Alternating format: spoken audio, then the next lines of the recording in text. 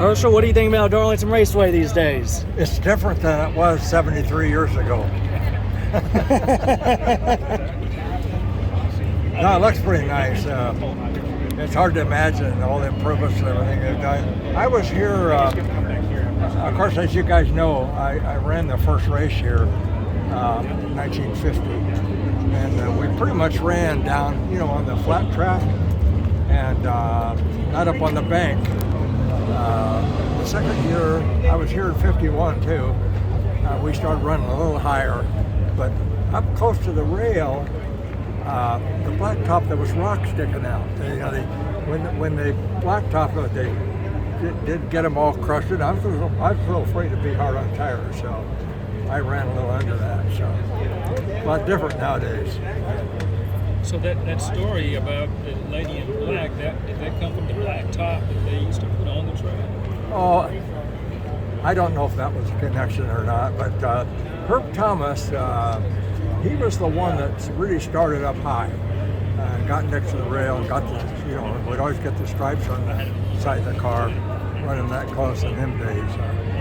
Now, I guess if these guys get up there, they're kind of in trouble if they hit them very hard. In the truck race, the winner was thrown back to you. Is it a little bit of an honor to have some of the younger drivers throwing back to your paint schemes? Oh, it really was. That was, Bill McAnally, I used to drive for him a few years back, and he asked me about the throwback thing. And so it was quite an honor. They painted that car up in the roses.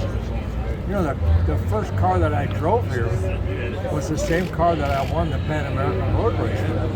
And when we left, we didn't have a sponsor thing. We just thought Portland is known as the city of roses, so we painted the roses on there. And of course, that followed through. So it was the same year I won the Pan American, and also come back here and run the first race. Of course, we drove from Portland here and run the race and drove home. And I did that twice. I did that in 51 too. People can't imagine, but in them days, they didn't have all the big motels and stuff we got nowadays. They had these little places you could rent for $6, $7 a night. But I carried a pillow. We had bench seats. There was no bucket seats in the cars in them days. So I always had a pillow, and I'd run 3 or 4 hours, stop and sleep for a little while, and get up and go again. I get cross country pretty good. You think you could beat the drivers today if you were a little younger? Pardon?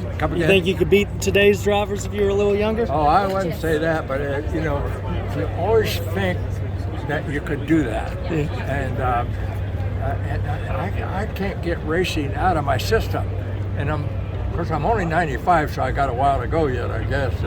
But I always feel like I could get in a car and do pretty good. But I think with the technology and everything that they're doing,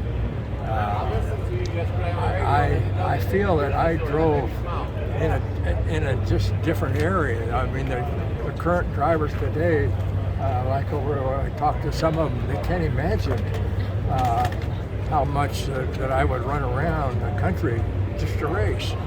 And of course, I was always a West Coast guy.